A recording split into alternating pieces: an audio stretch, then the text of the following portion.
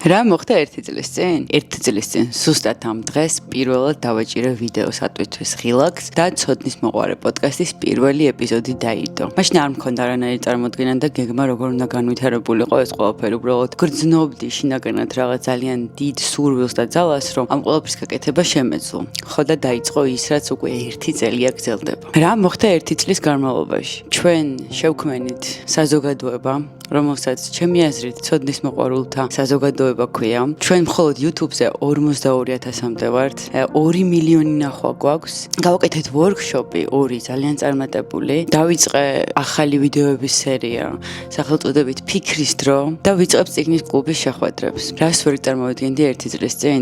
რას ვერ წარმოვიდგენდი, რომ ჩემთან მოვიდოდნენ ადამიანები და მეტყოდნენ, რომ ცოდნის მოყვარე პოდკასტმა მათი ცხოვრება შეცვალა. მოყოლდილი ძალიან დიდი მადლიერების შეგრძნებით გავიღვიძებდი. ვერასდროს წარმოვიდგენდი, რომ კურიერი მოვიდოდა ჩემთან ამონათის მოსატანად, დამინახავდა და მეტყოდა, შენ ის არ ხარ?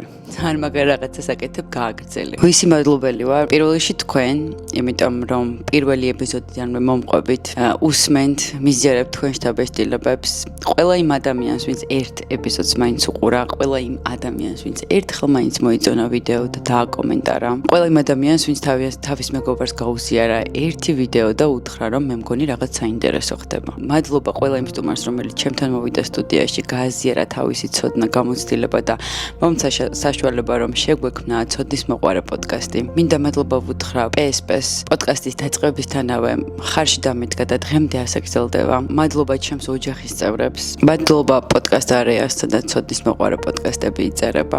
და ბოლოს მადლობა ჩემ თავს, რომ არ შეეშინდა და გაბედა ის, რაც გაბედა. რა იქნება მომავალში? აუცილებლად იქნება დიდი შეხვედრები, ლექციები, სემინარები, workshop-ები, სხვადასხვა რიტრიტები. ცოდნის მოყვარე ხალხი კიდევ უფრო გავიზრდებით და კიდევ უფრო მეტი ვიქნებით, მე ამის მჯერა. და ეს ერთი წელი თქვენს გარეშე ნამდვილად არ იარსებებდა. თქვენ ხართ ძალა, ჩემი დარწმუნება, რომ რაღაც მართლა მნიშვნელოვანს ვაკეთებ და ვაკეთებთ ერთად. მადლობა და ვიცი, რომ ეს ყველაფერი მხოლოდ დასაწყისია და წინ კიდევ უფრო ძალიან საინტერესო თავგადასავალი გველის. და ცოდნის მოყვარე პოდკასტ ვილოცავ ერთი წლის იუბილეს.